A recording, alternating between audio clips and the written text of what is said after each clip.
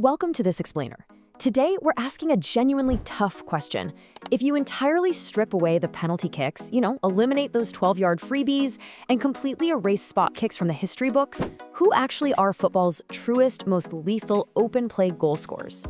We're going to frame this whole discussion around one massive, heavily debated question. Who is the greatest pure finisher ever?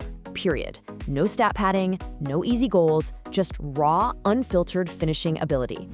And honestly, here's the truly crazy part that we're going to unpack today. Some of the absolute biggest names you'd expect to dominate a list like this, well, they either aren't ranked as high as you might think, or they didn't even make the top spots at all. By the end of this explainer, you're going to see exactly who scores the hardest goals in football history. And honestly, our number one spot might completely shift how you view the sport's greatest rivalry. Let's jump right in. Okay, let's dive into this by asking a pretty controversial question right out of the gate. Do penalties artificially pad a player's stats? I mean, we all know that heart-dropping feeling, right? The ref blows the whistle, points emphatically to the spot, and the whole stadium just holds its breath. But does converting that uncontested 12-yard freebie actually make you a better striker? It's a huge debate in the football world, because when we talk about true greatness on the pitch, just looking at a player's total goal tally can really hide the critical context of how those goals were actually scored. Think about it for a second. Pretty much any professional player can step up to the spot and smash a ball past a guessing goalkeeper. But creating and finishing a chance from open play, when you've got two massive center backs breathing down your neck and the ball is bobbling unpredictably, that requires a completely different universe of skill. So framing this debate around non-penalty goals really lets us bypass all that noise and truly measure the absolute best finishers ever to play the game.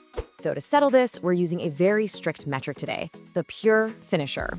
We are exclusively looking at players who demonstrate pure open play dominance and raw scoring ability, without relying on those easy penalty goals to boost their numbers. This right here is the ultimate, unfiltered metric for true greatness. A pure finisher relies entirely on raw footballing ability, instinct, and spatial awareness. Picture this: a striker finding a tiny, miraculous pocket of space right in the middle of three scrambling defenders, shifting their weight in a fraction of a second and just slotting the ball home. They make the spectacular look completely normal, and they do it while the ball is live and fiercely contested. This is exactly why non-penalty goals define true greatness. They strip away the guaranteed, manufactured chances and leave us with only the pure, unadulterated magic of open play.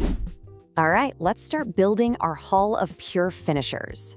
We're counting down the absolute masters of open play, rapidly tracking from rank number 10 all the way to number 4. Starting us off strong at number 10, we've got Zlatan Ibrahimovic. Zlatan didn't just score goals, he literally bent the laws of physics. Thanks to his background in taekwondo, he's famous for those acrobatic, martial arts-style finishes. I'm talking bicycle kicks from 30 yards out, back heels out of absolutely nowhere, and strikes from truly impossible angles. He definitely didn't need penalties to build a legendary highlight reel.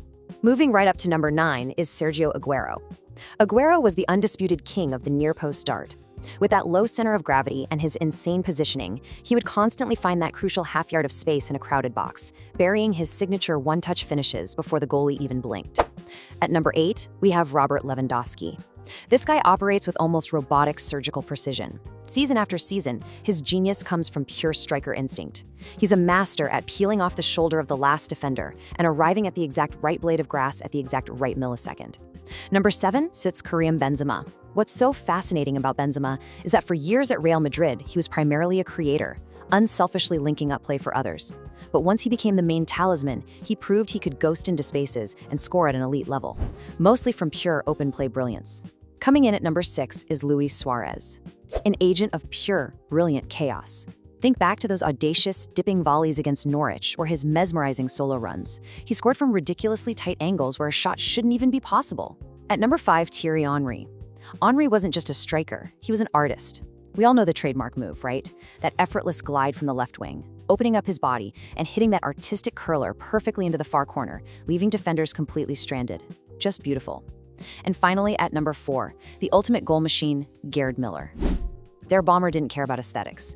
His game was ruthlessly simple: scruffy goals, perfect anticipation, and unreal positioning in the 6-yard box.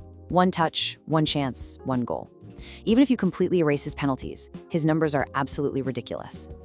Now, the players we just covered, absolutely monumental legends of the sport, no doubt about it. But as we enter the top 3, there is a massive paradigm shift. Right here is where things get really serious. The top 3 players in the history of football for non-penalty goals exist on a completely different, almost alien level. The gap in pure open play production between these top 3 and literally everyone else we just discussed is staggering. It's a monumental leap that entirely redefines what we consider a prolific goal scorer. Sitting at number 3 on our all-time list is the legendary Pelé. Over 1,000 career goals. And what's really vital to our debate today is that a massive, overwhelming portion of that tally came entirely from open play. To really appreciate this, you kind of have to remember the era Pelé played in.